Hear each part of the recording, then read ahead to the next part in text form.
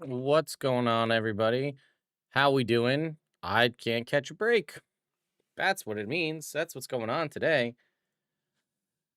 Uh, yeah. I was not expecting an Unearthed Arcana release with several subclass updates, bringing things in parity to D&D 5e 2024 2 days after the early access launch of two Forgotten Realms books, which have a ton of things in them. Thankfully, I've managed to get on top of a whole bunch of coverage of those two books because we now have like 4 or 5 new subclasses to cover. What is even happening? We're eating good in the world of D&D options. I'll tell you that damn much.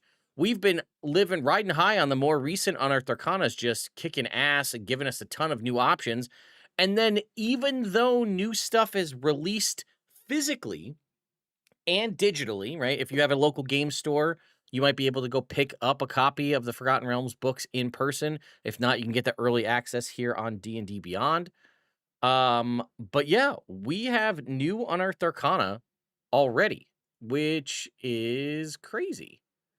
Let me just go ahead. I know my chat bot's not up. Let me go ahead and do that real quick while we chat about this. But yeah, it's funny. I was gonna make a video that somebody had brought up recently that out of all the new Unearthed Arcanas we've gotten recently, there has not been a barbarian subclass update anywhere in there.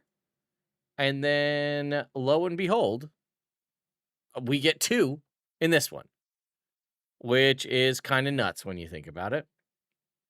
So, yeah, we are eating good in the D&D neighborhood at the moment. So, yeah, let's go ahead and just dive in because I'll be honest with y'all, I've got about 40 minutes or so until the bus comes and drops my kids off. So, at the very least, I'm going to have to stop at that point to take a break to go get them off the bus. And then maybe we can pick this back up when I come inside. But let's make the most of the 40 minutes that we have together. Let's see what we got going on. All right. So, let's walk you through how to get there. Go to D&D Beyond. Sources. Unearthed Arcana. Subclasses update. Now, the subclasses that are being covered in here are two barbarian subclasses in the Path of the Ancestral Guardian and the Path of the Storm Herald, the Cavalier Fighter, the Warrior of Intoxication Monk, aka the Drunken Master, but updated, and in a surprise move, the Oathbreaker Paladin. Very excited to see what we have here. So we're going to go ahead and dive in and do a little comparison over time. So I'm going to go ahead and just head to D&D Beyond and drop down to the 2014 classes here. We'll go ahead and queue up the Barbarian. We've got a Fighter, a Monk, and a Paladin. But let's go ahead and see what they got for us on the docket today. So, first up, Path of the Spiritual Guardian Barbarian. Design notes. Here are the main updates in this class from its presence in Xanathar's Guide. I think, again, originally called the Ancestral Guardian, now called the Spiritual Guardian. I think this is essentially the nail in the coffin, potentially, for the backwards compatibility. Because for the longest time, they were saying, go get Xanathar's, go get Tasha's. You're going to have access to those extra subclasses from those. And then they're like, we're going to just update them all. And I hope that they all come in the form of one consolidated book. But let's see what the differences are here in the new Spiritual Guardian. Spiritual Protectors, formerly Ancestral Protectors, has been redesigned. The feature now splits the effects of the original feature along with new effects as options when you hit a creature when your rage is active. Spirit Shield now scales with your rage damage bonus, and Vengeful Spirits, formerly Vengeful Ancestors, is a new feature that allows you to make an additional attack when you roll an 18 or higher on an attack roll. Okay. That's pretty sick, depending. Let's see. Spiritual Protectors. Your rage summons spectral warriors to your aid. While your rage is active, when you hit a creature with a weapon or an unarmed strike, it becomes the target of the spirits, which cause one of the following things to happen.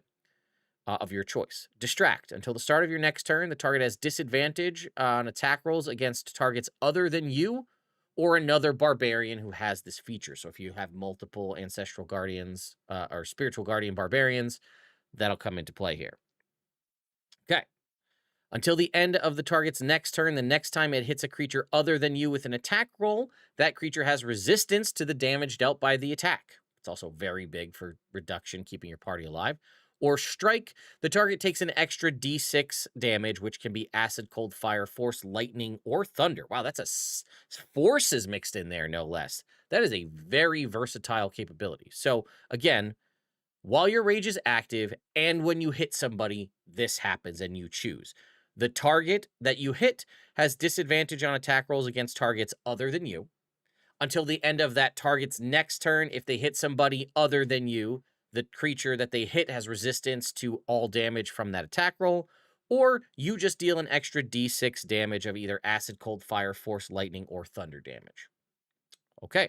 What we're going to do is we're going to follow what we've been doing in the more recent Forgotten Realms books. We're going to read through the entire subclass and then go back and check the old one and do a comparison. All right. Spirit Shield at level 6. While your rage is active, when another creature you can see within 30 feet of you takes damage, you can take a reaction to reduce that damage. To determine the number of damage it's reduced by, roll a number of d6 equal to your rage damage bonus and add them together. So that's going to be anywhere between 2 and 4. 2d6 to 4d6. Level 10, Consult the Spirits. You have the ability to consult your guardian spirits. When you do so, you can cast the Augury or Clairvoyance spell without expending a spell slot or needing material components. Rather than creating a spherical sensor, this use of Clairvoyance invisibly summons one of your guardian spirits to the chosen location. Wisdom is your spellcasting modifier for these spells. After you cast either spell in this way, you can't do so until you finish a short or long rest. So a little bit of utility there. And lastly, Vengeful Spirits at level 14. When you make an attack roll with a melee weapon as part of the attack action and roll 18 to 20 on the d20, you can make one additional attack roll with the same weapon as part of that action. Once you use this feature, you can't do so again until the start of your next turn. Wow.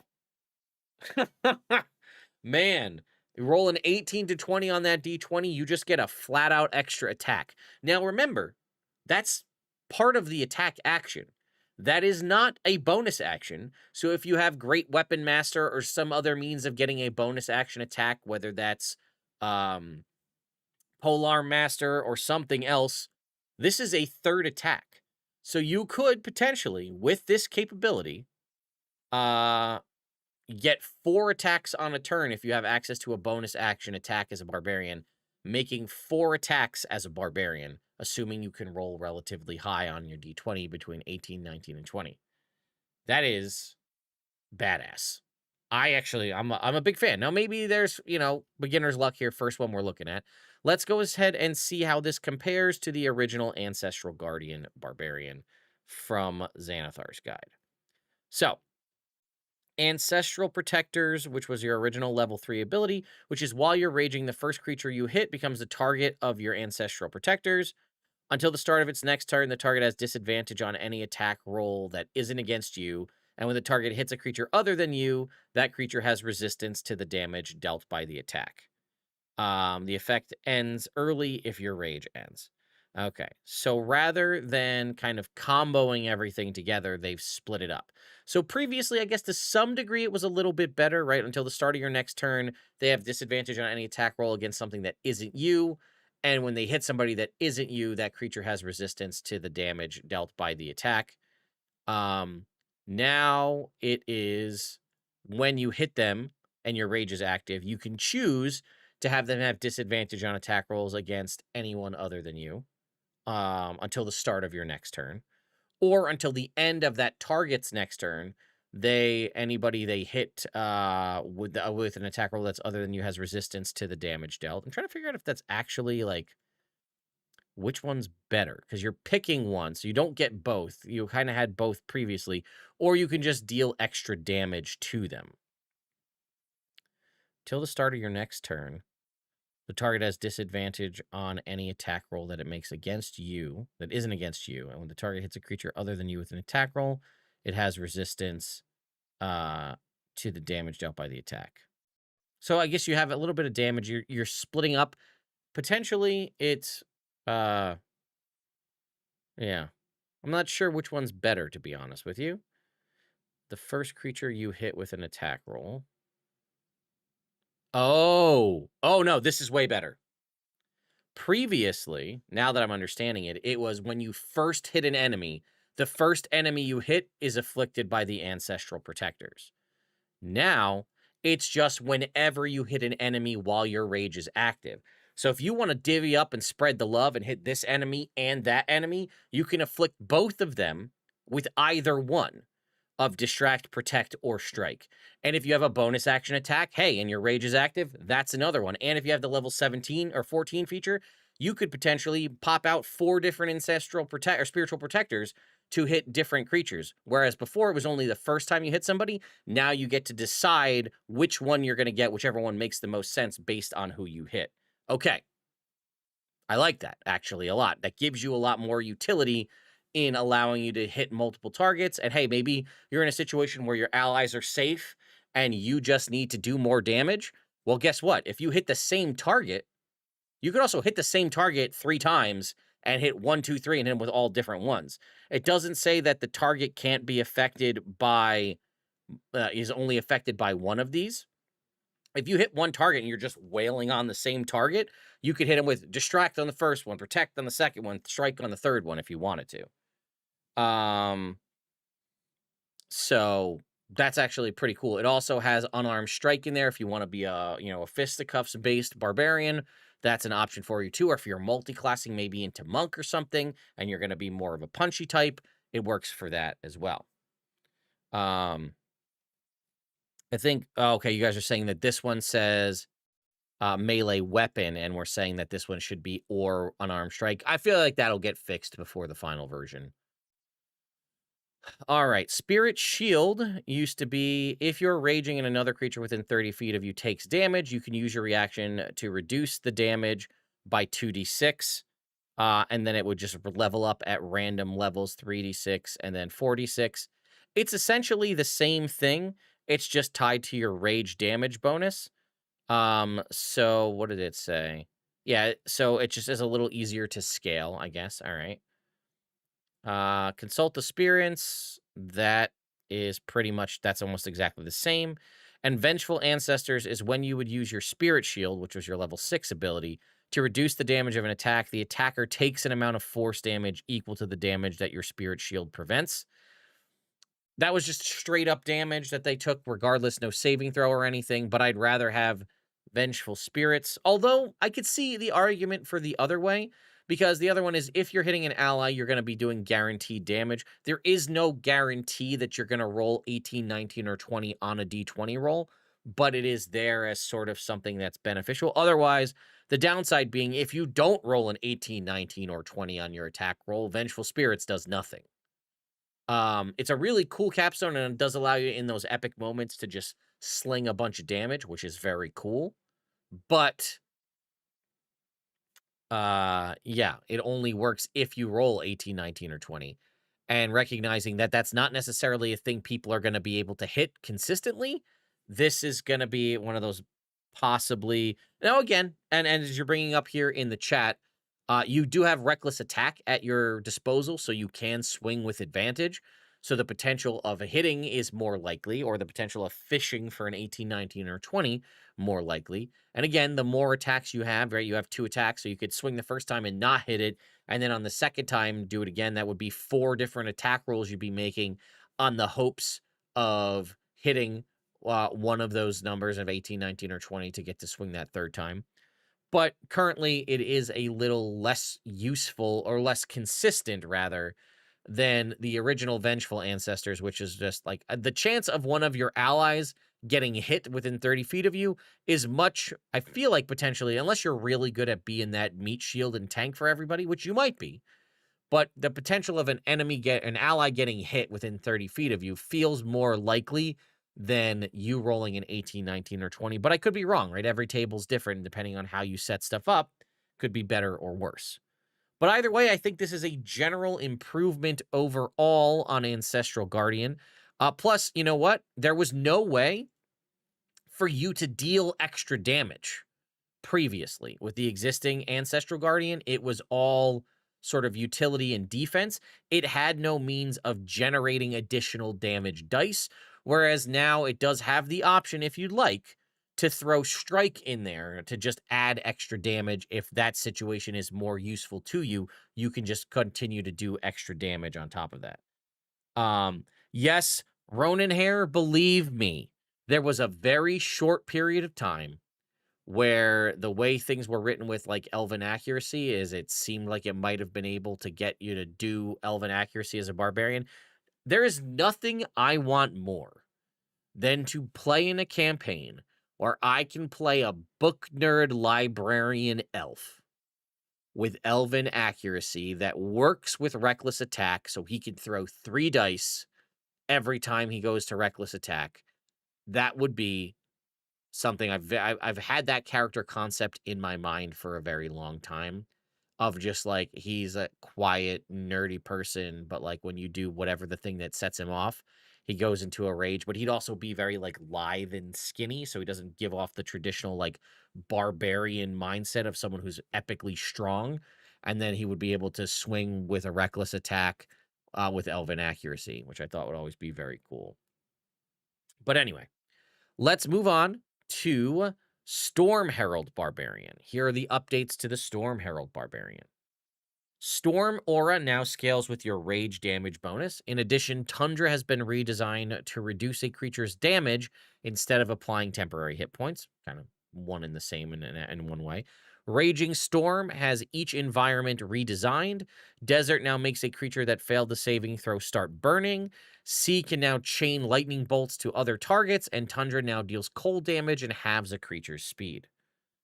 So, level 3 Storm Aura. Whenever you activate your rage, you can choose Desert, Sea, or Tundra. You extend an aura in a 10-foot emanation, that's 10 foot in any direction from you, while you're in the duration of your rage. Your aura has an effect that activates when you enter your rage, and you can activate this bonus again on each of your turns as a bonus action. Your aura's effect depends on the chosen environment, as detailed below. If you're going to need a saving throw tied to it, is based off your Constitution modifier. Desert. When this effect is activated, roll a number of d4s equal to your rage damage bonus and add them together, so anywhere between 2 and 4. Each creature in the aura must succeed on a dexterity saving throw or take fire damage equal to the number rolled. You can choose one creature you can see in your aura to automatically succeed on this saving throw. Huh. So it's 2d4 fire damage, up to a maximum of 4d4 fire damage when you get your rage damage bonus goes up to 4. And there's a saving throw. For 2d4 fire damage, I don't know if I'd make people make a saving throw. I think I'd just give it to you, personally.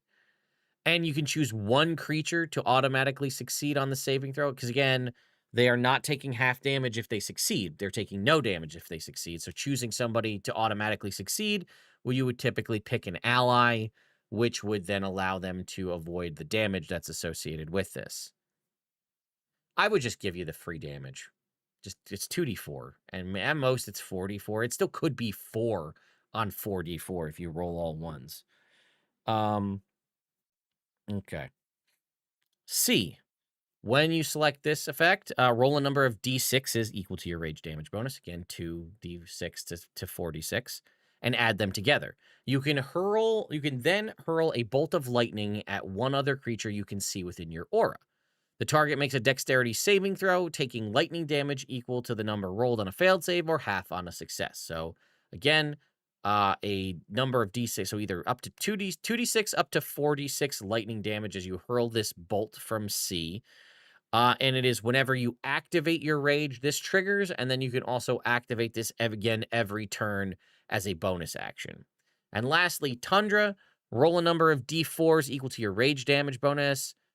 You can choose one other creature you can see within your your aura to harry with icy spirits.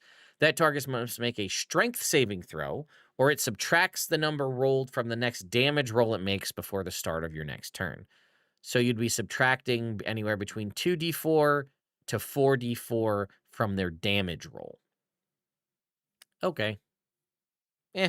All right, Storm Soul at level 6. The benefits are based on the environment you chose previously at level 3. Your Storm Aura on the environment you chose for the Storm Aura the last time you entered a rage. I'm sorry. Okay, so because when you enter the rage, you get to choose right out the gate whether you want desert, sea, or tundra. So it'll be whatever you activated the last time you used it. If you chose desert, you gain resistance to fire damage. And as a magic action, you can touch a flammable object that isn't being worn or carried by anyone else. Fanned, cause it to start burning. Sea, you gain resistance to lightning damage. You can breathe underwater and get a swim speed equal to your walking speed. Tundra, resistance to cold damage. And as a magic action, you could touch water and turn a 5-foot cube of it into ice, which melts after 1 minute. This action fails if there's a creature inside said cube. So a little bit of out of combat utility. Our level 10 is Shielding Storm. Each creature of your choice within your Storm Aura, again, which is a 10-foot emanation, has the damage resistance that your Storm Soul feature grants. So that's either fire, lightning, or cold resistance. And lastly here, Raging Storm at level 14. The effect is based on the environment you chose for your Storm Aura. So it's basically improvement here. Desert, once per turn, when a creature you can see fails its saving throw against your Storm Aura effect, you can cause it to start burning for 1 minute or until your rage ends. A burning creature takes an extra d4 fire damage, 2d4 fire damage, at the start of each of its turns. Wait, what? The burning creature takes an extra d4 fire damage, so 2d4 fire damage total at the start of each of its turns. Well, here it takes a number of d4s equal to your rage damage. Is this just saying, like, burning? I don't think... is burning a condition in 5e 2024? Maybe that's what I'm remembering. Because here it just says they take the number of d4s of fire damage. They don't take it at the start of their turn. It's just they succeed or they take the damage, and that's it. So I don't know if there's something funky in the wording there, but basically they're getting set on fire. If they fail, so first of all, they have to fail the saving throw, the dexterity saving throw. If they then fail it, then they get set on fire and take 2d4 damage at the start of each of their turns. But there is no save to end that from the looks of it. You can cause it to start burning for 1 minute until your rage ends. So that damage, the nice side of that is the damage is persistent and they don't get to cleanse it. If they fail one time, they're stuck with the 2d4 fire damage at the start of each of their turns.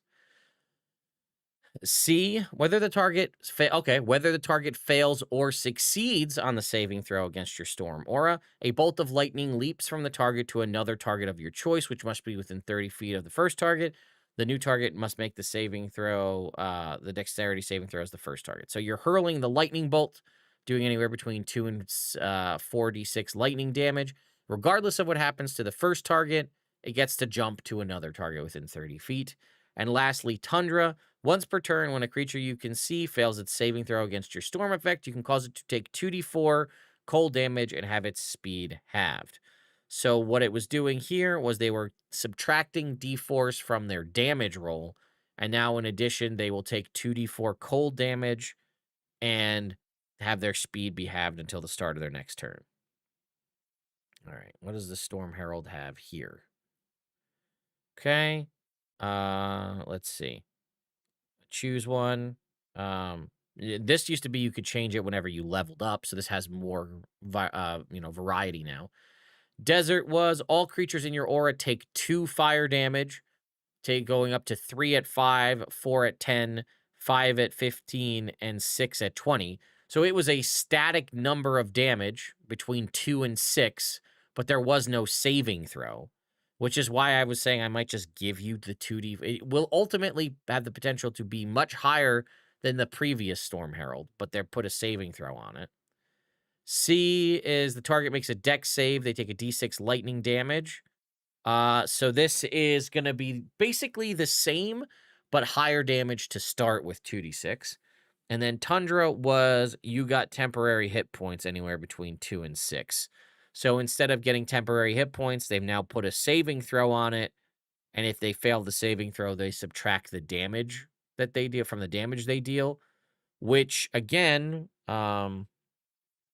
which is the next damage roll it makes. So it doesn't actually differentiate between attacks and spells. So it could be a saving throw, just subtracting the damage. And in some aspects, that's almost like giving you temporary hit points because you're lessening the damage overall. Storm Soul was giving you, again, similar things, resistances. And then again, swimming speed. It also gave you the ability now for C to breathe underwater, which it didn't have previously. Still have the 5-foot cube of ice, and then this lets you set stuff on fire as opposed to not suffering from extreme heat. Shielding Storm looks to be the same, and then Raging Storm. Immediately after a creature gets hit by your fire damage, you can use your reaction to force the creature to make a dex save. On a failed save, it takes fire damage equal to half your barbarian level, which at that point would have been 7. Here it is, they get set on fire, but the fire is persistent every turn, so that might end up equaling more in the long run. C is they get knocked prone. If they, you can use your reaction to force them to make a strength saving throw. Here, there is no reaction usage. It's just the bolt of lightning jumps. And then Tundra, if the creature, they must succeed on a strength saving throw or their speed is reduced to 0 until the start of your next turn. That's not the case, but we have added on cold damage and speed halved. So, I mean, it's kind of almost in parity to what it was in some aspects. The damage definitely has a higher ceiling than it had, which is being a static number. I might just make it straight up damage. Like I said, 2d4 damage is almost nothing, all the way up to 44. Maybe they just take it with no saving throw. I don't know. Burning does a d4, so this does 2d4. Yeah.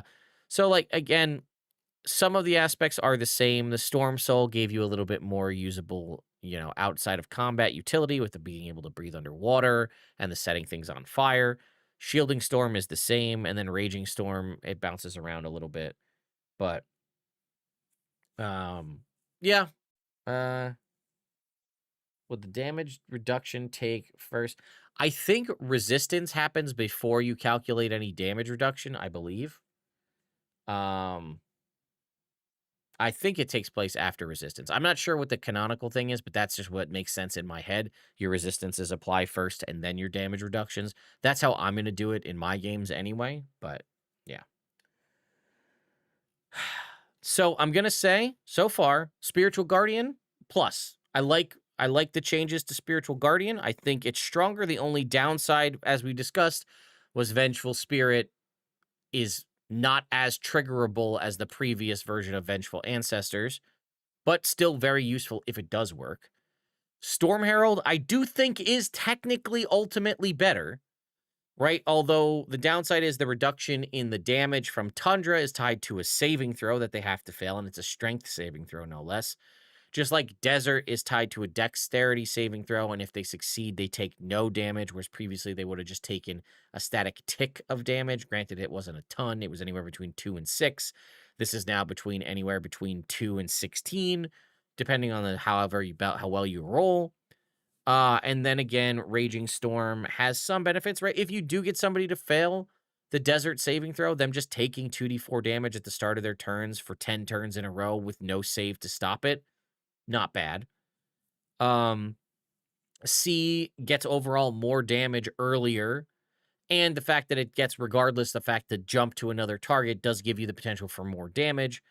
Tundra, I'm not so sure about. Okay. Moving on to the Cavalier Fighter. All right. Unwavering Mark no longer has limited uses, and Ferocious Charger has been redesigned to grant a burst of speed during the first round of each combat. All right. First of all, bonus proficiencies. Get your choice of animal handling, history, insight, performance, or persuasion, or you can choose a language. Born to Saddle at level 3, you have advantage on saving throws made to avoid falling off your mount. As you fall off your mount and descend no more than 10 feet, you can land on your feet and don't have the incapacitated condition, or if you don't have the incapacitated condition. In addition, mounting and dismounting only costs you 5 feet of movement rather than half your movement speed. Okay, Unwavering Mark. When you hit a creature with a melee weapon, you can mark that creature until the end of your next turn. This effect ends early if you have the incapacitated condition, you die, or someone else marks the creature. While it is within 5 feet of you, a creature marked by you has disadvantage on attack rolls against creatures other than you. In addition, if a creature marked by you hits a creature other than you with an attack roll, you have advantage on attack rolls against the marked creature until the end of your next turn. Wow, is that good? So you hit somebody with a melee attack, then you get to just apply the mark free, right? There's nothing that happens. The mark just is applied until the end of your next turn. And it's whenever you hit them with a melee weapon. So that could be on an opportunity attack. It could be on this turn. It could be however it works out. They're marked until the end of your next turn. Or you die or you mark somebody else. While they're within 5 feet of you, a creature marked by you has disadvantage on attack rolls against creatures other than you. So again, you need to be on them if they're trying to hit somebody else or you're trying to move in to help an ally. You have the opportunity of just kind of radiating disadvantage for them as long as you stay close. And then again, if a creature marked by you hits a creature other than you with an attack roll, again, that attack roll potentially could be at disadvantage if you're next to them, but if they're anywhere on the battlefield and hit somebody else, you now have advantage on all attack rolls against that creature until the end of your next turn. So, that's just pretty consistent way for you to just get advantage, which is kind of nice. All right, level 7 warding maneuver. If you are a creature you can see within 5 feet of you is hit by an attack roll, again, notice it could be spell attack, ranged attack, or melee attack, just any attack roll. You can roll a d8 as a reaction if you're wielding a melee weapon or a shield. Roll the die and add the number rolled to the target's AC against the triggering attack. If the attack still hits, the target has resistance against that attack's damage. You can use this feature Constitution modifier times per long rest. So potentially you turn it into a miss by increasing their AC by potentially up to 8. If it turns into a miss, that's great. They miss. If they are still hit, they get resistance to the damage dealt. Hold the line at level 10. Creatures provoke an attack of opportunity from you when they move 5 or more feet while within your reach. So this isn't entering your reach. It's if they're trying to like circle around you, use that donut of invulnerability to try to move without leaving. As long as they move near you or in whatever, or within your reach. So if you have a 10-foot reach and they move anywhere within that 10 feet, you get an opportunity attack. And when you hit a creature with that opportunity attack, the target's speed becomes 0 until the end of the current turn. So you basically have Sentinel a lesser version of Sentinel just baked into your class. Ferocious Charger at level 15. During the first round of each combat, you and your mount's speed increases by 10 feet and your movement doesn't provoke attacks of opportunity for that round. When you move within 5 feet of a creature this round, the creature must succeed on a strength saving throw, or it is either pushed 5 feet away from you. You either push it 5 feet away or cause it to have the prone condition. A creature makes this save only once per turn. 3 to 5 times a day, this guy can cast shield on other characters. Yeah, basically they can cast shield or absorb damage, essentially absorb elements almost, but for all damage. And it's a shield. I mean, it could be, listen, it's a D8. You could roll a 1, and then you're just adding 1 to their AC. But again, you're still granting them resistance to it. All right, Ferocious Charger, I don't love because it's a whole capability, a whole thing that only works on the first turn of combat. Now, I think the concept of this is because your movement speed is increased for you to just, and you don't provoke attacks of opportunity, to just barrel down the line on your mount and just, if you come within 5 feet of a creature, force it to either get pushed 5 feet away or get knocked prone. So I think basically they want you to just run down the line of enemies, just and just try to knock them all prone. Because again, you're not provoking attacks of opportunity and your movement speed's boosted. But all right. And then lastly, Vigilant Defender at level 18. In combat, you get a special reaction that you can take once on every creature's turn except your turn. You can take this reaction only to make an opportunity attack, and you can't make it on the same turn that you make your normal reaction. Hold on. In combat, you get a special reaction that you can take once on every creature's turn except for yours. Whoa. Okay. So anytime an enemy would provoke an attack of opportunity from you, you can make that strike because they're moving on their turn. And you can take this special reaction to make an opportunity attack against them, as long as it's not the same turn that you take your normal reaction. Oh, I would just do that one all the time, right? I mean, uh, yeah. Well, remember too, if they move within 5 feet within your reach, you can make an opportunity attack against them. And if you hit them with that opportunity attack, their speed becomes 0. And you can make as many opportunity attacks as you want as long as people are within your reach. This definitely benefits you to be a polearm master to get that increased reach. And whatever other ways you're able to increase your reach in any capacity. So now if you move 5 feet within my reach, which could be 10 feet around me, and I have a reaction to hit you, basically, as an opportunity attack, and if I do, I cut your speed to 0. You can lock down the whole battlefield. And again, the power fantasy of being a vigilant defender is you holding the line, basically, and being like, no one's getting past me. This is like, my job is to post up here. You guys get out of here, get the people to safety, whatever it is. I'm going to hold the line and let them try and get past me. And you can do that mechanically, which is sick. I really like that. Don't forget, you are still base chassis fighter in D&D 5e 2024. You're going to have 3 attacks. You're going to have 2 action surges by the time you get to this ability. You've got Indomitable, which when you reroll with Indomitable, it allows you to add a bonus equal to your fighter level. You've got all of the weapon masteries. Don't forget, on top of all this shit, you have weapon mastery, which you can also switch out what weapon masteries you're using, because at this point you're a high enough level fighter. This is very cool. I very much like this. And not to mention that you also can be unwavering marking people. And again, you're kind of almost free to use your warding maneuver to aid an ally and give them the AC boost, because that's you using your reaction. But also you could still continue to use your other reactions for opportunity attacks. Yeah.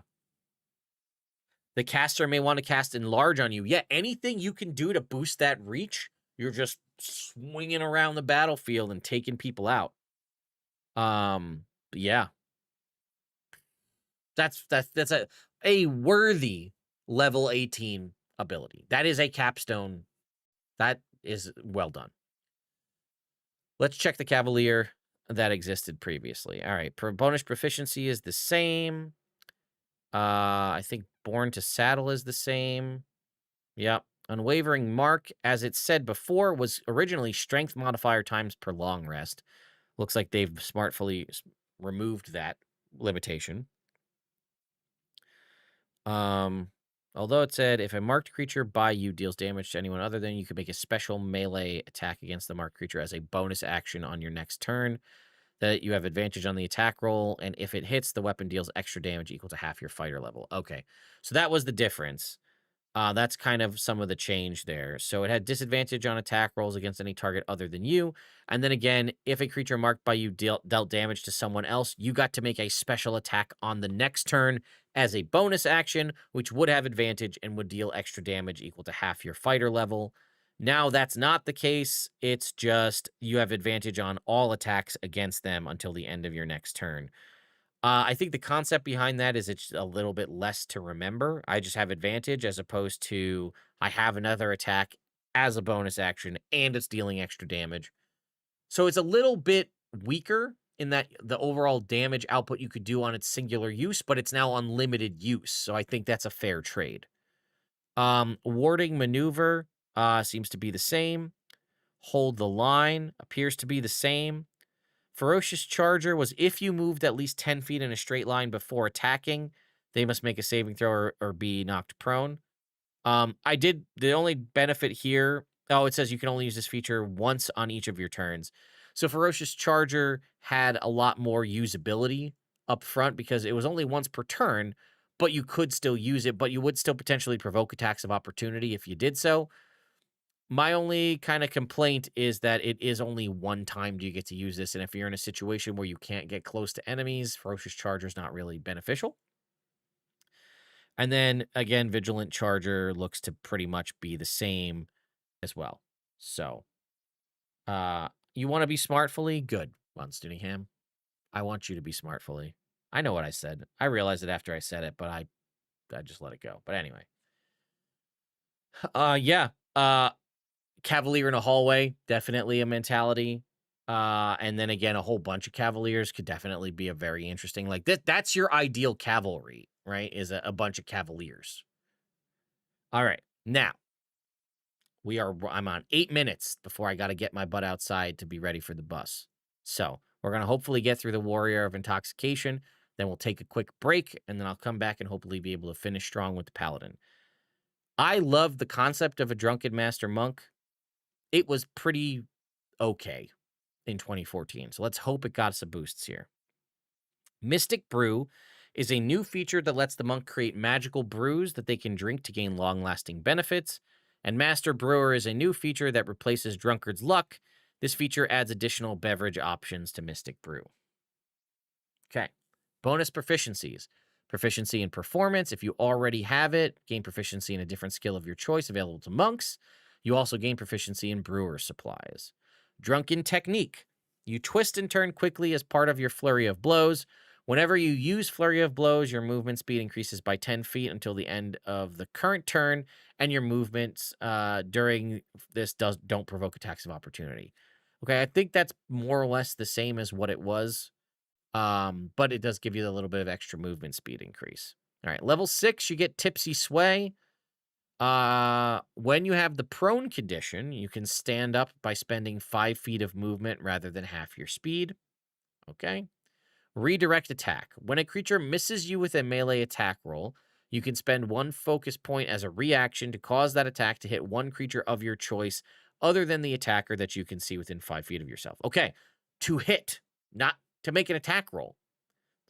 So if they miss you and they got a melee attack roll, if they miss, you can spend a focus point as a reaction to just cause it to hit another enemy and hit somebody else rather within 5 feet of you. So they don't have to make a second attack roll. You just cause the hit to happen, which is actually pretty nice. Also consider that you are a monk. You do have the benefit of taking the dodge action as a bonus action to potentially trigger the missed attack roll to then potentially focus on a redirect. That is very sort of Drunken Master. Whoop. Redirect the attack to hit somebody else. That's pretty nice. Okay. Mystic Brew also at level 6. When you finish a short or long rest while holding brewer supplies, you can use the tool to magically produce 1 magical beverage. Cinnamon Dragon, Heavenly Spirit, or Refreshing Dip. They appear in a bottle or cask, and the bottle vanishes when the beverage is drunk or poured out. It remains until you finish a short or long rest, at which point it vanishes. All right, drinking a magical beverage. Only you can benefit from drinking the beverage. You must drink at least 1 pint of the beverage before gaining this benefit. You can spend 1 minute drinking a pint of the beverage. The benefits then last for an hour or as described below. So you're going to have to do this outside of combat. Cinnamon Dragon. You can take a magic action to exhale toxic flames in a 30-foot cone. Each creature makes a dexterity saving throw based off your wisdom. On a failure, they're going to take fire damage equal to 4 rolls of your martial arts die and have the poisoned condition until the end of its next turn. On a successful save, it takes only half damage. Okay? Heavenly Spirit, resistance to psychic and radiant damage, or Refreshing Dip. Whenever you regain hit points, you regain additional hit points equal to a roll of your martial arts die. Enhancing a magical beverage. When you create a magical beverage, you can spend 1 focus point. When you do so, you can extend the duration to 8 hours. Okay. It's pretty good. Make them last, it doesn't cost you anything to make them. It just happens as part of a short or long rest. And for 1 focus point, you can make it last 8 hours. So you can have a magic action 30-foot cone fire breath that also procs the poisoned condition. Now remember, you could do that and then still follow up with a 3-attack flurry of blows when you're high enough level. So that's pretty solid for a lot of damage. Just grant yourself flat out resistance or a little bit of healing anytime you're healed. Okay, I like that. Master Brewer at level 11. The following beverages are added to your Mystic Brew options. Blue Lightning. Whenever you take a reaction that isn't making an opportunity attack or casting a spell, you can make one unarmed strike as part of that reaction. What would it be? Whenever you redirect attacks, right? That's one of your whole things, right? Where you're redirect attacks from the class itself, or where you go to catch the deflect attacks, where you deflect an attack, whether it's ranged or melee. So if you were to use a reaction to lessen the damage you take or redirect an attack at an enemy, you can then make an unarmed strike as part of that. Okay, that's pretty sick. Or Drunkard's Luck now here. You gain Heroic Inspiration if you don't already have it. In addition, you give yourself Heroic Inspiration whenever you roll initiative without it. Pretty good. And lastly, level 17, Intoxicated Frenzy. You make an overwhelming number of attacks against a group of enemies. When you use Flurry of Blows, you can make up to 3 additional unarmed strikes, aka a total of 6, provided that each strike targets a different creature this turn. So, you could make 8 attacks, 2 as your action, 6 as your bonus action, as long as you make them against different enemies. Again, so you're not going to be able to just wail on one creature with 6 punches. And this is, again, to kind of sort of emulate that concept of the Drunken Master kind of spinning and flailing around, right? Remember, too, when you use Tipsy Sway up here, where is it? Is there Drunken Technique? When you use Flurry of Blows, your movement speed increases and you don't provoke attacks of opportunity. Because you may be looking at that and say, well, I can make 6 punches, sure, but how many times am I going to be surrounded by 6 enemies? Well, you don't have to be, because if you're using Flurry of Blows, you can move around the combat field without provoking any attacks of opportunity, just hitting people. And again, it's you don't provoke attacks of opportunities. It's not you're taking the disengage action, which like things like Sentinel overcome. You're able to just move about. And then again, you have a lot of options here with the different brews you make to really add a lot of interesting benefits, right? You could throw your 30-foot cone and then pop off 6 punches against people. I like this a lot better. It's a solid improvement to the previous Drunken Master. We can go ahead and take a quick look here. Bonus proficiency is the same. Drunken Techniques is whenever you use Flurry of Blows, you gain the benefit of Disengage. It's actually more powerful not codifying it as Disengage. Tipsy Sway, that's the same. And then if a creature misses you with a melee attack, you can spend a key point as a reaction to cause it to hit another creature. Okay, that looks to be the same. Was it a melee attack roll? Yes. Okay. There was no Mystic Brew feature, and you just had Drunkard's Luck, which is when you make an ability check, you can spend 2 points and have disadvantage to cancel that disadvantage. This is way better. And then Intoxicated Frenzy was you could make 5 total attacks, and now it's obviously 1 more because of the boosts to Flurry of Blows. So overall, Way of the Intoxication Monk drastically improves in every way. So big ups on that one. All right, I got to go get the kids off the bus, so I will be right back. I'm going to put up a BRB scene here. I'll be right back. I was going to play music, but I don't know where my music is held on my new computer here. So I will be right back, and then we'll talk about Oathbreaker Paladin. So just hang tight.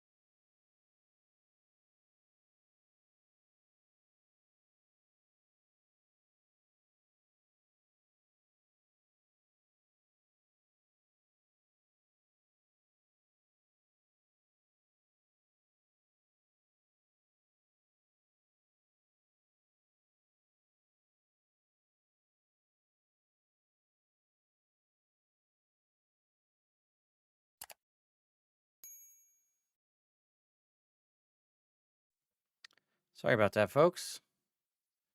Well, it's annoying as I found my music and I could play it, but you couldn't hear it, so it didn't really help. All right. Sorry, this would be the day that there was a new bus driver for the drive home too. So like normally I would have been out there for 2 minutes, got them, and then ridden right back on. I didn't know it was gonna take almost 10. So sorry about that. Actually more than 10. My bad. All right, let's continue on talking about the last thing here, which is the Oathbreaker Paladin here. So let's go ahead and dive into that. All right, Oathbreaker Paladin. Here are the main updates. 2014, Conjure Undead, formerly Control Undead, now lets you briefly summon undead to aid you. Dreadful Aspect now loops through the Divine Smite spell. Oathbreaker spell has new spells. Aura of Hate now adds its effect to your Aura of Protection. The aura now benefits only fiends and undeads that are your allies.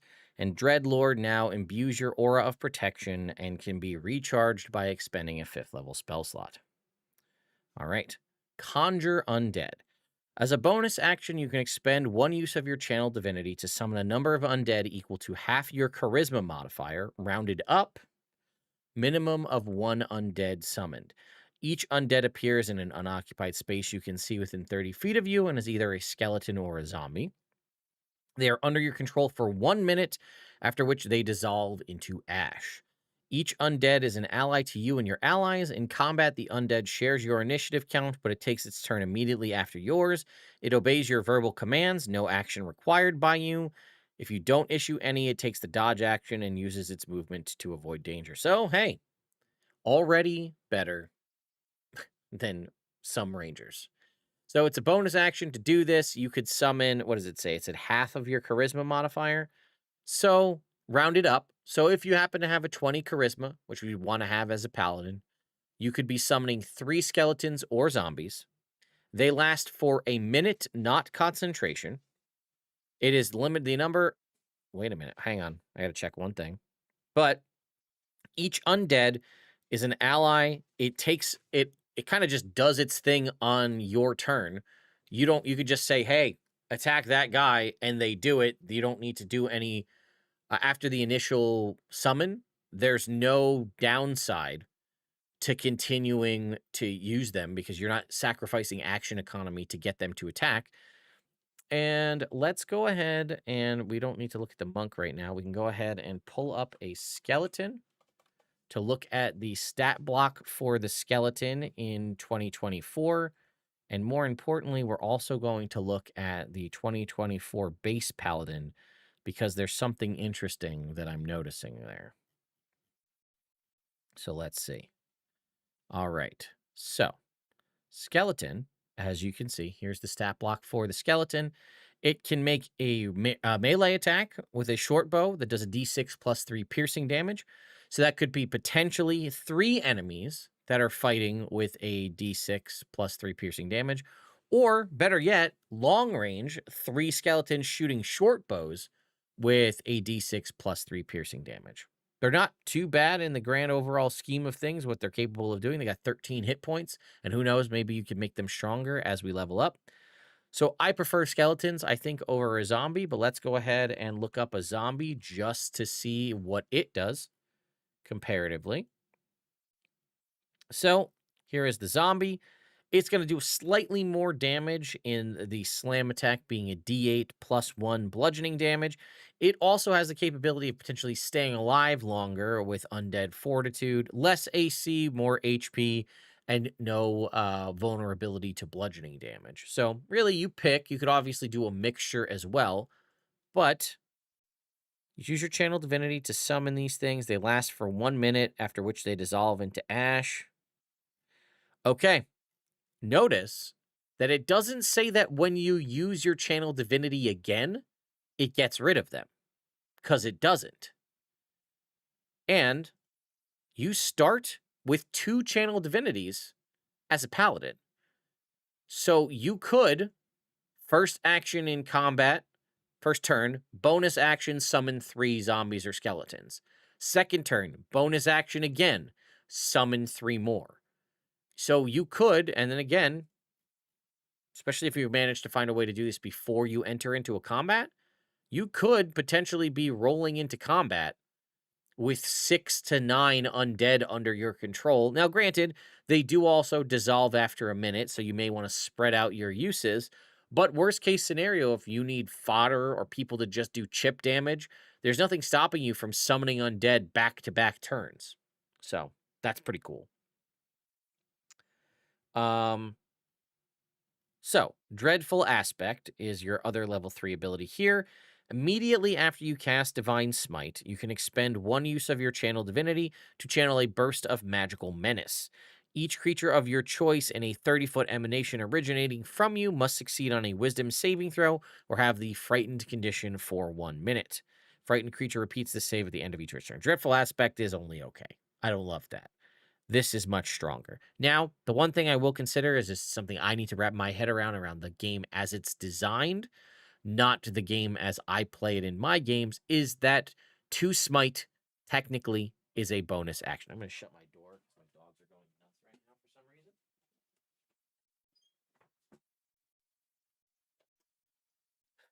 reason. So that being said, yeah.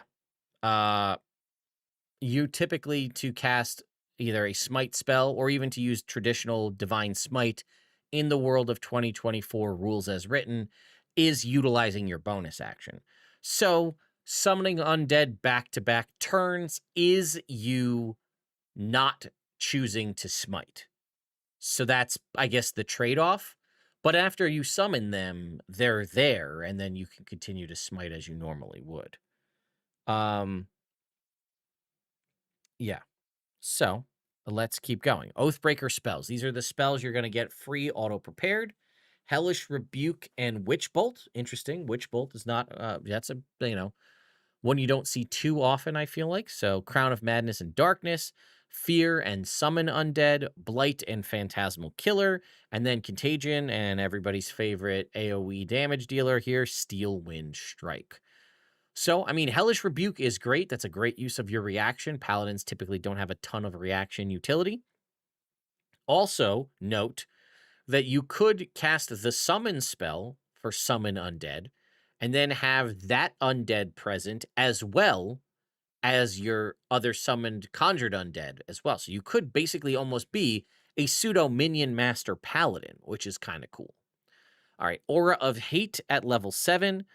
Any fiend or undead within your aura of protection that is an ally, when they hit a creature with a melee attack, they deal extra necrotic damage equal to your charisma modifier. Again, so again, if they are inside your aura. So if we were to summon those 3 to 6 to 9 skeletons and they're all present within 10 feet of you, they're now going to be doing a d6 plus 3 plus your charisma modifier in damage to who they attack. That also would benefit a summoned undead via the summon undead spell as well.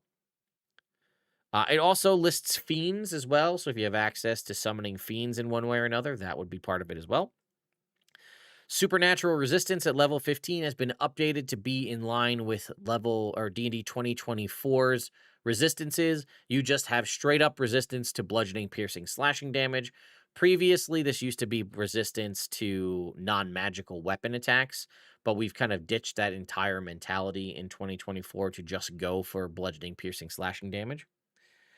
And then Dreadlord, lastly, at level 20. As a bonus action, you can imbue your aura of protection with Unholy Gloom, granting the following benefits for 10 minutes or until you choose to end them. No action required. You can do this once per long rest, or until if you spend a 5th level spell slot, you can get it back. Reminder here, too, your aura of protection at level 20 is 30 feet now. Darkness. Darkness fills your aura of protection. You and your allies can see through this magical darkness. It's a very powerful ability, but we are talking about level 20. And at level 20, you're probably going to be encountering a lot of things that have access to things like True Sight. So that may or may not be useful to you. Fear.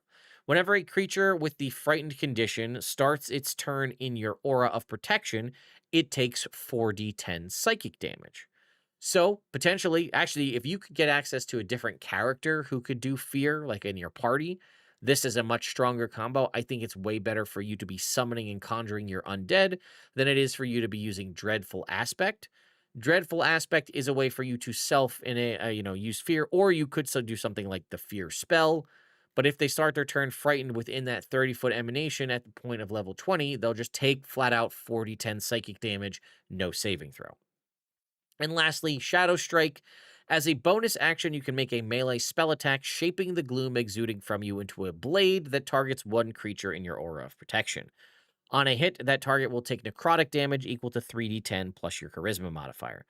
So if you were to kind of get all your stuff spun up at this point, you would have your possibly 9 skeletons, let's say, a summoned undead, a 30-foot aura of hate that's going to give them all necrotic damage equal to your charisma modifier, of which inside that aura will be magical darkness that only you and your allies can see out of.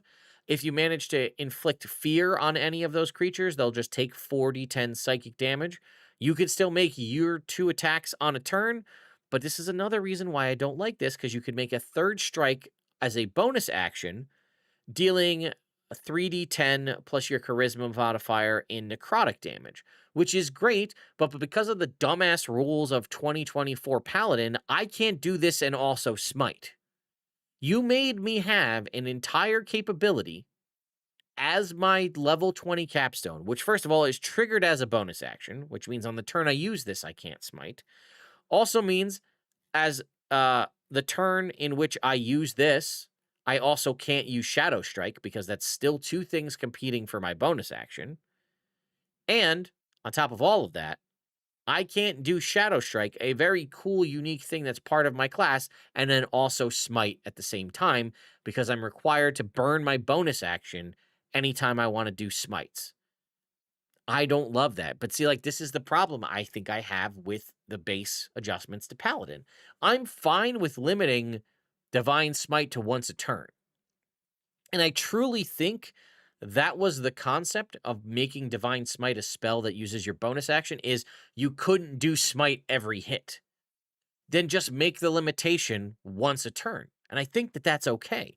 But like, we're giving you, not only does it also tie into you conjuring your undead is a bonus action, you being able to use lay on hands is a bonus action, you being able to enter Dreadlord form is a bonus action, you being able to use Shadow Strike, a function of your Dreadlord form, is a bonus action, and then it also is the same action economy as using Divine Smite, which you would probably want to use if you wanted to use Dreadful Aspect, let's say, or do extra damage. So there's so many things competing for your bonus action. Routinely, if you recall, in 2014, Paladins almost never used their bonus action. It was very limited use. Now, everything uses it. So what I do, to give you guys an idea of how I handle this, is I still keep it to once a turn, and I let them pick if they want to use the Smite spells. The Smite spells being a bonus action as they are written, or they can Divine Smite once a turn freely without expending a bonus action, so they still have access to that bonus action if they see fit. So let's go ahead and look at the 2014 Oathbreaker and just get a kind of idea of what was different. So they changed out the spells here quite a bit. Witch Bolt instead of Inflict Wounds. We have Summon Undead instead of Animate Dead, etc. Control Undead, which was attempting to target a creature to control them. I much more prefer the conjuring of the undead as part of what they have. And then you could just do like an AoE as an action attempt to frighten things. It is much stronger to just have it be when you hit with a Divine Smite, you can do it. Granted, it doesn't hit. No, it is each creature of your choice must make the Wisdom saving throw. So rather than forcing you to do this as an action, it now triggers on you doing something else you're already doing, which is definitely an improvement. Aura of Hate is, yeah, it was always Fiends. Didn't they say it's now Fiends? Now adds its effect to your aura of protection. The aura now benefits only fiends and undead that are your Oh, because previously aura of hate benefited all fiends and undead, not all fiends and undead that were your allies, which makes a lot more sense. So now that is the case. So that's good. We like that. Again, as we said, supernatural resistance drops this non-magical weapons. It's just resistance to bludgeoning, piercing, slashing. And then Dreadlord used to be an action. That is now a bonus action. Is it still a minute? I believe it is still a minute. Nope, it's 10 minutes now, which just gives it a little bit of length there. And it does have the recharge ability to use it again by spending a 5th level spell slot. This was a separate aura, which now I like that they kind of banked it into aura of protection. Whenever an enemy is frightened by the paladin, starts its turn in the aura, it takes 40-10 psychic damage. That's the same. And then it says you could choose to deepen the shadow. Creatures that rely on sight have disadvantage. Obviously, they just made it that it's magical darkness, and you and all your allies can see through it. And then it says while the aura lasted, the paladin can use a bonus action on its turn to cause the shadows in the aura to attack one creature. And that looks to be the same. So again, I like the way they've done stuff in 2024 where they kind of break things out into like names for sub features like this. But I think all in all, this is a general improvement in every way, especially making Aura of Hate only apply to allies. Control Undead, I never really liked, so Dreadful Aspect is better. The spell shifts, I think, are also stronger all around. Really, everything is just, I think, better in every way than its 2014 counterpart. My only complaint is, as we were mentioned, which is more of a complaint with base Paladin than it is with Oathbreaker, is the competing bonus action utility that you have by the changes to Divine Smite. Also, hey, if you can be playing a class that considers themselves to be Fiend or Undead, you would also benefit from your Aura of Hate. So you, in fact, are an ally of yourself. So, I mean, it could also be if you don't want to be playing a class that's Fiend or Undead, get a wizard with Nystel's magic aura to cast it on you and have you be shifted from humanoid to undead. Then you could benefit from your aura of hate's extra damage to your weapon attacks. So, yeah, when you... Oh, okay. No, I guess you just get it all the time. Thank you for bringing that up, DM Jimmy. It says, when you... as well as any fiend or undead in your aura protection that is an ally hits a creature with a melee attack, it deals extra necrotic damage. All right, so yes, you don't even have to go through those hoops I just made up. You just deal extra necrotic damage equal to your charisma modifier. So it just automatically benefits you. Hey, we love that. That's great. That's just extra damage for yourself. Fantastic. Can't complain about that. Yeah, you don't need to do any of the things that change it when you, as well as any fiend or undead. So it just applies to you all the time out the gate. Even better in every way. You pair this paladin with a necromancer from the new updated necromancer. Goodbye. Not only does that new necromancer get the bonuses to all of their undead summons being stronger and dealing extra damage, put them inside your aura of hate, and you are just like, I mean, really, if everybody's just summoning skeletons and, you know, the skeletons have that ranged attack, you just line them all up, baby, put them in the paladin's aura, and it is just Archer Central as you're firing off these improved damage bow shots. Fantastic. I love it. Um, Find Steed is something I do feel like they should have put something in here to let your steed be considered undead, because I don't believe you have the capability of making your fiend, your Find Steed undead. It is Celestial, Fey, or Fiend. Okay, so you could make your otherworldly steed a fiend, and then it would benefit from your aura of hate. And the fiendish otherworldly steed, what do they get? They get Fell Glare. Oh! One creature within 60 feet. They make a wisdom saving throw. One creature within 60 feet. The target has the frightened condition until the end of your next turn. So, yeah, as a bonus action, your fiendish otherworldly steed can frighten someone. So, that could combo well with the Dreadlord feature.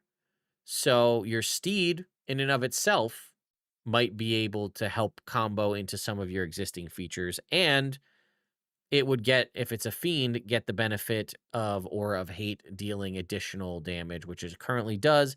A D8 plus the spell level in which you cast it, number of necrotic damage, and you would be tacking on your charisma modifier as additional damage there as well. Your steed can be a fiend, Skippy. It says right here, Celestial Fair Fiend, which is an option. It says it right there in Fine Steed. So we're good. We're in a great spot. I love this. This is excellent synergy. Um, yeah. Yeah. Pair it up with the Scion Rogue. Listen, what I am noticing is I don't know if it's intentional, but there definitely is some options here where I can see team comps being built from this. It's not probably, like I said, the design intent of these, but more and more of these subclasses seem to do well together, right? Like if you were to take a couple, like the new Necromancer from the Unearthed Arcana and the new Oathbreaker Paladin, things like this, right? You can definitely see where combo moves are starting to spread. And I really, really like that. Again, not that we talk about team comp in Dungeons and Dragons as like a I feel like when I start talking about team comp, I feel like I'm talking about like competitive gaming, right? Because we're talking about like, oh, this is the best team. You want one healer and you want 2 DPS and one tank, whatever, right? But there are certain things that synergize well together. And one is Oathbreaker Paladin and Necromancer. And the more things you can get that allow you to synergize well together is very cool. I mean, there's a lot of things now that have a lot of interesting battlefield CC that they can do, right? Somebody mentioned the Scion of the 3 Rogue, the new Rogue from the book that I just recently covered that in a video. I think it came out earlier today. Whoops, I went to Guild Wars 2 by accident. And I went to Ranger by accident.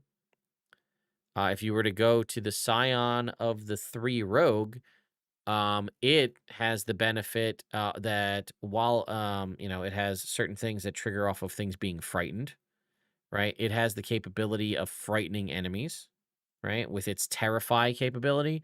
And if they're frightened in this way, it has advantage on attack rolls. Well, if they're out there frightening things, I mean, granted, this is a level 20 paladin feature, but either way, it would still be able to trigger the the fear effect. So like, there's definitely ways in which you can sort of combo these features together, which is really cool to see.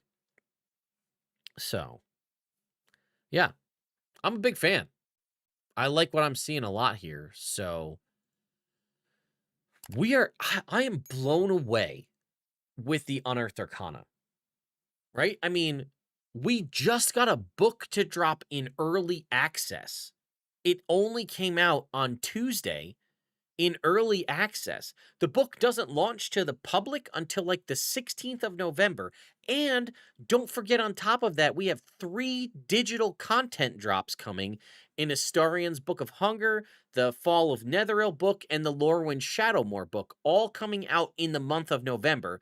And then Forge of the Artificer dropping in December.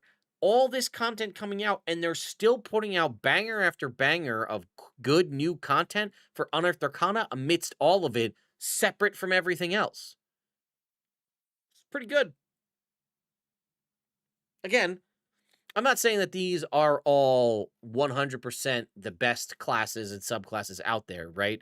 I think, obviously, what was it? Storm Herald could use some work. Cavalier, I very much like. I like the Warrior of Intoxication Monk. I like them being able to make their own drinks and then actually having to imbibe them to gain powers, which is cool. But yeah, there's a lot of really cool stuff going on. We're getting a lot of interesting, unique subclass options. We got the Scion making a comeback, which I never would have expected. Listen, at the rate things are going, we might get a revised Ranger Unearthed Arcana next year. Who knows? Um, yes, Wrathful Smite, I believe, does still apply Fear. We can just double check that real quick while we're sitting here. But again, Wrathful Smite would be another option for applying Fear. Yep, it does. Okay. Let's see what you guys are saying over here in the chat. They already have features that when you take the attack action as part of the action, Shadow Strike. Also, we heard Oathbreaker were meant only for NPCs. Yeah, we heard that originally. Originally, Oathbreaker Paladin was in the Dungeon Master's Guide as a villainish class option. But now it's an apparently official subclass. I mean, they did it in Baldur's Gate. They're doing it here. I like it. I know I'm probably pushing it with Revised Ranger, though. More to come. I'll have some interesting things to say. It is considering the system that took stuff from is based on teamwork. Evil Party's gonna go crazy. Just want lots of verse. Sorcerer King Warlock 2. What a team role-playing game have synergy with each other. No way. I know, right? Crazy to have that. Do I have any thoughts on what these new subclasses are all for, such as the 1 plus the arcane subclasses content, Player's Handbook 2? Okay. So I'm going to get back up on my soapbox, right? What I have said, which I have zero insight. This is a shot in the dark. Don't have any insider information. It's just what I want as a player. I want harken back to olden times, and I would like Player's Handbook 2, or whatever you want to call the book. But all I want is for you to do basically what you've been doing in Unearthed Arcana and go back and take all of the things that didn't get updated in the 2024 Player's Handbook or added in a form of a new book like the Artificer book or the new Forgotten Realms Heroes of Faerun book. Take all of those subclasses, scoop them all up together, and smush them all down into one book and just release that book as a player option book. Hell, while you're at it, grab all the species that haven't been updated, pop them all in it. And how about all the feats that exist that have been floating out in other places? The spells too. Bring them all in, put them in one new book, call it Player's Handbook 2, call it Unearthed Arcana Redux. I don't know what you want to call it. That book will sell insane amounts.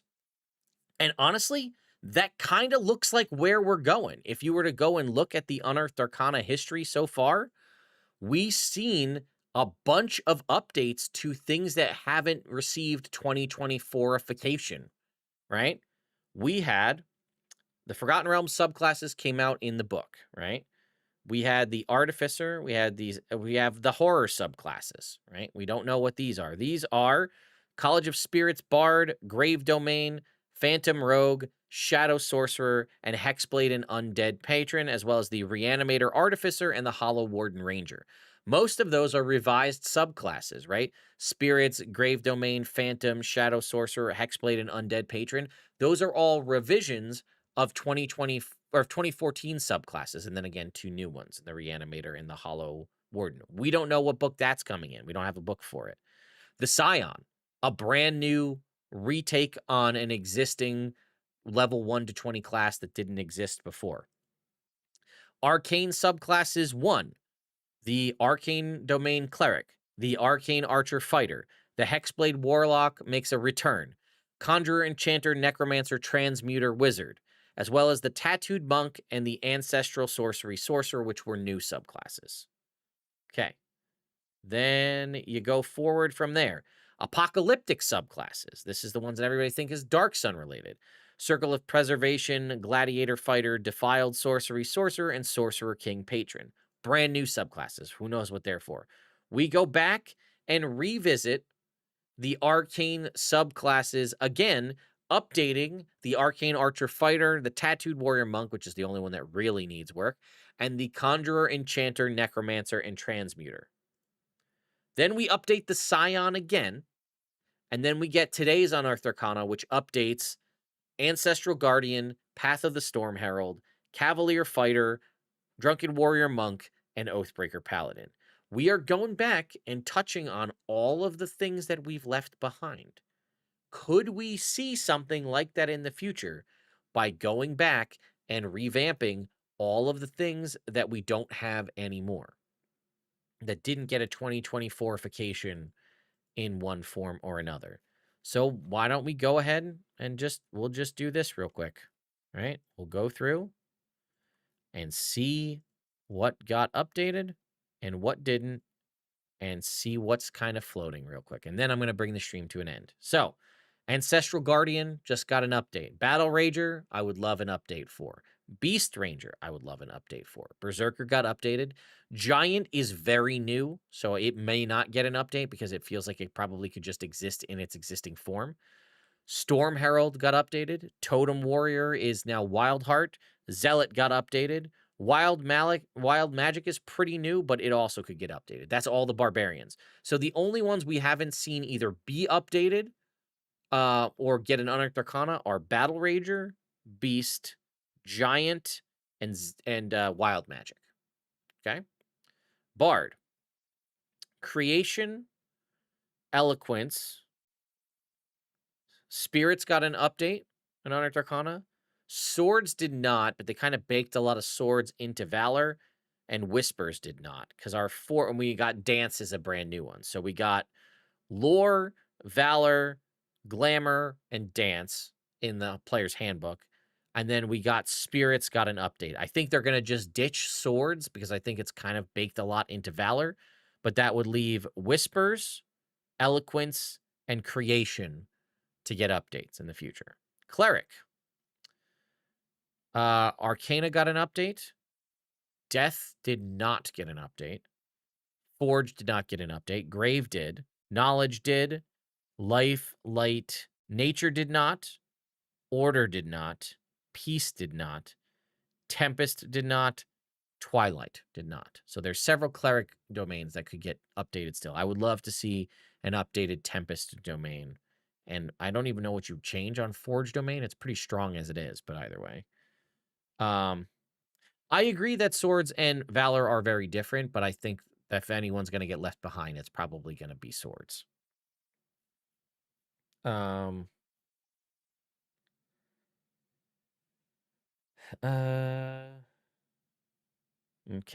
Druid. Dreams could get updated. Spores could get updated. Stars, Land, and Moon. So that would leave, it would leave Dreams, Spores, Shepherd, and Wildfire would be the ones that have not been updated because they have the least amount. And then 3 of these are added in the player's handbook in Stars, Land, and Moon. And then they added Sea, and then that leaves the remaining ones that were, Dreams, Spores, Wildfire, and Shepherd to be updated. Fighter. Arcane Archer was updated. Battlemaster was updated. Cavalier got an Unearthed Arcana today.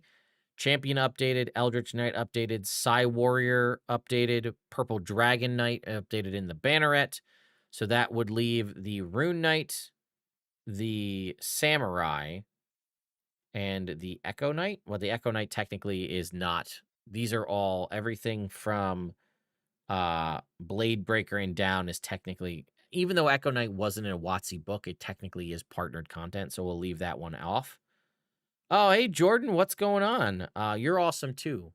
I like seeing all your updates about the kind of play you've been putting on, or this sort of live D&D show. Very cool stuff. And happy October to you as well, 2 days before it's over. Can't believe it's almost November.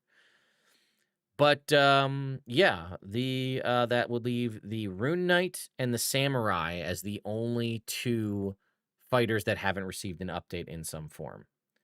Is there a new A? Where do I find it? You can go right up here to Unearthed Arcana and go over. We already went over that, but it was several updates to 2014 subclasses. For the Monk, Mercy got updated. Shadow got updated. Ascendant Dragon, Astral Self did not. Both of these 2. Drunken Master just got the update today. 4 Elements got an update. Open Hand got an update. So, Also, there's no partner content. Oh, wait, is it this? Okay, I just couldn't scroll down far enough. Or wait, is there not? That can't be right, right?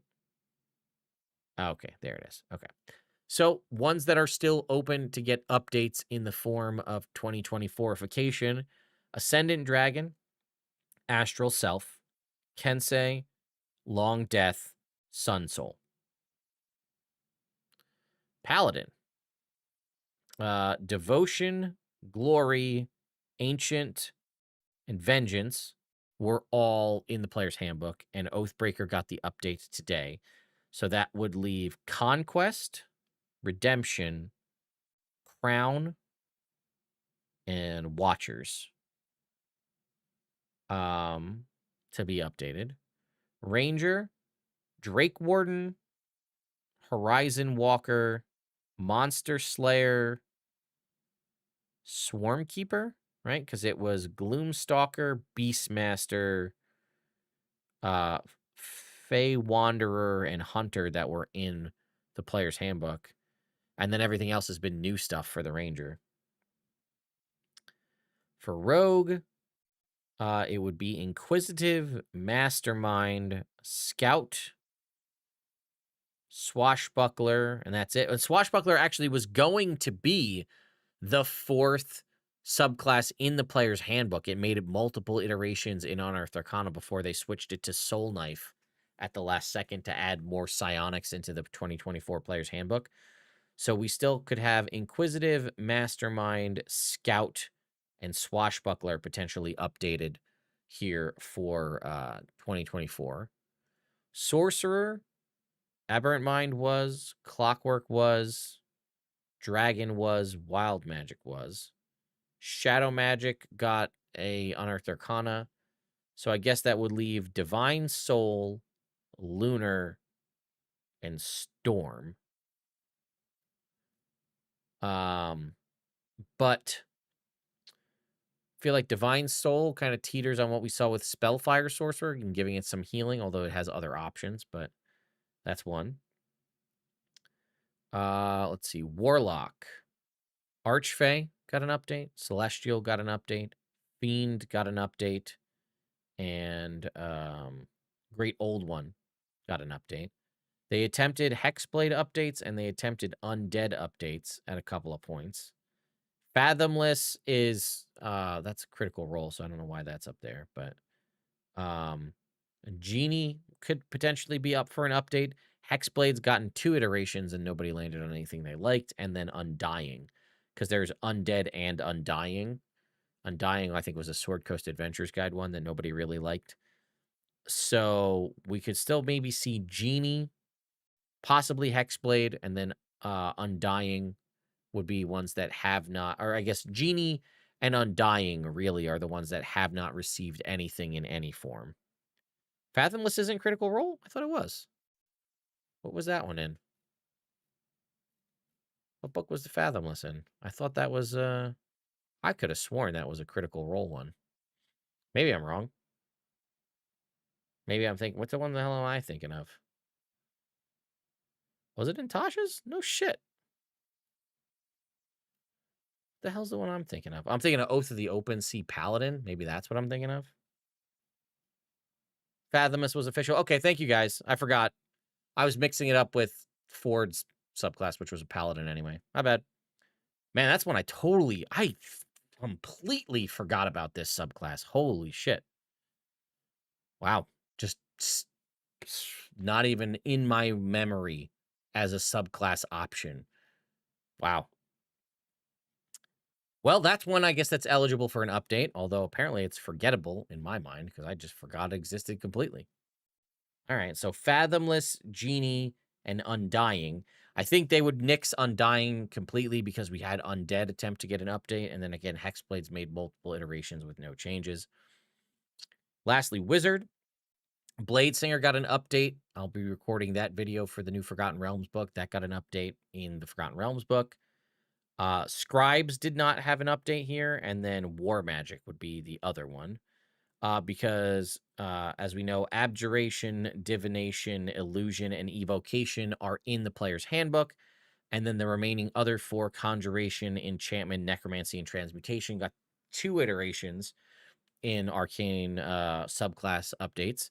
So Scribes is one that hasn't been updated, and then War Magic is one that hasn't been updated. So there are still options floating out there, as we saw, for multiple different subclass or classes out there where we could potentially get more of these in the future. And if you haven't been keeping track, we've been basically getting an Unearthed Arcana once a month. So if that trend continues, next month in November, we should get another Unearthed Arcana. And potentially, maybe we won't get one in December for the holiday, but we've been basically getting them consistently every month, which is new content to salivate over, to discuss, to build and theory craft, and try to evolve the course of the game. And on top of, again, full-blown book releases, which is nuts to me. This is fantastic. I mean, listen, as somebody who reviews this kind of stuff and talks about it, I've never been happier. I have constant content that I can make. I'm watching YouTube numbers go up incessantly. By the way, if you haven't subscribed to the channel here, hey, feel free to hit the like button here on this live stream to drive it up in the algorithm, and consider subscribing to the channel. I know maybe you guys watch me do this all the time and you realize, hey, I see you all the time. Well, if you do subscribe, it definitely does help. So I know a lot of people love the Scribes Wizard, so I think that would be one that people would love to see get a full-blown update. But yeah, I don't know. I like a lot of what 2024 has to offer here. But yeah, as far as out of all of here's probably the last thing I'll leave you with before I call this stream a close, and bring it to a close rather, is what would I like to see updated the most out of all of those options? Well, War Magic always kind of sucked for the Wizard, in my opinion. I didn't think it was very good. That's my personal opinion, but an updated version that kind of revamped some of those features could be very interesting. You just have to make it unique and interesting enough that it's not wanting to be the Blade Singer in some way. I wouldn't really care about any of the other Warlocks. For the Sorcerer, nope. I'm good on the Sorcerer. I don't really love Storm Sorcerer. Scout Rogue. I really like Scout Rogue. I'd like to see that one get an update. Ranger, I'm going to just move past. Drake Warden, I guess, would be the one if we were going to do a Ranger update. I'd want to see Drake Warden. Paladin, I think they basically hit all the Paladin subclasses that I like, so I don't have a need for that. Ascendant Dragon Monk would be the monk I'd like to see updated. Also, I'd love to see what they... Oh, and Sun Soul Monk, right? What would a 2024 Sun Soul Monk look like would be very cool. I like Descendant Dragon a lot, and then I'd be interested to see how they deal with Kensei Monk with the concept of weapon masteries existing. For Fighter, Samurai, I've always liked Samurai Fighter. That will be an interesting one to see updated. For Druid, I don't really love any of the Druid subclasses. I would still like a summon-based Druid, like the Primeval Druid, although it didn't make it all the way through, where they can spend their wild shape to basically boost their animal companion. I think that would be a really cool option. I guess out of the ones that haven't been updated in Dreams, Spores, Wildfire, or Shepherd, I guess I'd go Wildfire maybe. I like Spores a lot too, but Cleric, excuse me, Tempest, hands down. I'd love to see a Tempest domain update. I'd also be interested to see what they do with Nature Domain, because I feel like Nature Domain, I don't think I've ever been at a game or seen a game where someone's played a Nature Domain Cleric. I really don't think I've ever seen a Nature Domain Cleric in play, because it was never super good, and Druid is just better if you're trying to go for that vibe. So, like, and it also, like, I mean, Mialiki is obviously a very big point in the Forgotten Realms. Everybody, like, with Drizzt and everything. So, like, a Nature Domain Cleric, there's a lot of precedent for something to be really cool if you were to do that. So, it would be interesting to see that. So, I mean, Tempest Domain is my personal favorite Cleric domain. So, I would love to see that updated. but nature domain would be interesting as well.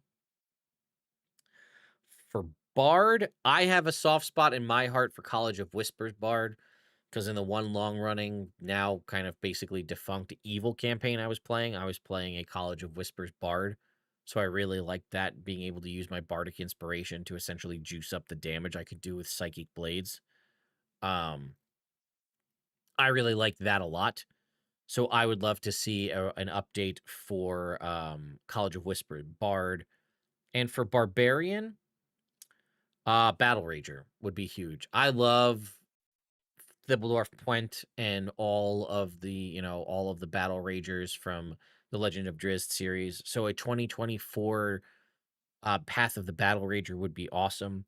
And my other favorite um, subclass really for Barbarian is Path of the Beast, where you sort of modify parts of your body to take on the different aspects of the animal. And I always liked it because you had one of the options lets you basically take an attack as a reaction. I think it was the tail. Deals D8 piercing damage and has reach. Oh no, if a creature you can see within 10 feet of you hits you with an attack roll, you could use your reaction to add a D8 to your AC, potentially giving yourself a every turn shield, but a natural shield as a barbarian, kind of manifesting a tail, which I thought was really cool. And then the other forms were also interesting, right? You could do different abilities, climbing, jumping, swimming, and then again you had your infectious fury, where if you hit somebody, you could try to curse them to deal more damage or to let other people attack them. And then again, Call of the Hunt was really cool because at the time we didn't have a lot of ways to do big mass AoE temp HP, and that was a way you could do that, which was pretty cool. um yeah, so I mean, Battle Rager would be my number one, Beast would be my number two. um again, for everybody asking if you missed it earlier, the Unearthed Arcana that was released today was updates for all 2014, not all, but for all the things that were in it were 2014 classes, which was subclasses, which was the Oath of the Ancestral Guardian, which was previously, um, what the hell was it called? God, Spirit? No, what the hell was it called? Wow, brain just totally lost it. Let me look it up real quick. Oh yeah, Ancestral Guardian. Um Ancestral Guardian Barbarian, as well as Storm Herald Barbarian, Cavalier Fighter, Drunken Master Monk, and Oathbreaker Paladin. Those are the ones that were all updated. But my issue that I had, which I would like to just point out so people don't think I'm just completely losing it, is this right here, where you go to click the subclasses. It says 5 revised subclasses for Path of the Ancestral Guardian Barbarian and Path of the Storm Herald Barbarian, Cavalier Fighter, Warrior of Intoxication Monk, and Oathbreaker Paladin. But notice that right here it says Path of the Ancestral Guardian, but they changed it in the actual Unearthed Arcana to Path of the Spiritual Guardian. So it used to be formally known as the Ancestral Guardian, but they reference it here as Ancestral Guardian, but it's actually called Spiritual Guardian. So that was my confusion there. But anyway, this was a lot of fun. I'm excited to see where these go, excited to see what campaigns people are able to play and try some of these things out. Out of everything that's in here, things that I would want to play is probably Cavalier Fighter more than anything. Although in Warrior of Intoxication Monk looks like a lot of fun as well. So anyway, thank you all so much for watching. If you haven't seen, just before this video went live, I released my review of the Spellfire Sorcery Sorcerer, which has some very interesting mechanics where you can basically attack your friends with your spells, have them voluntarily fail against, or, have them attack you with a spell, have them voluntarily fail your counter spell saving throw, and then just recharge up your sorcery points that way, which is probably not what the intention was, but is also pretty cool. So anyway, thank you all so much for watching. I'll see you over on Captain Robert's channel tonight in full wizard garb for Vecna Eve of Ruin. And other than that, I will see you with more videos going forward on the Forgotten Realms books. So thank you all so much for watching, and I'll see you next time.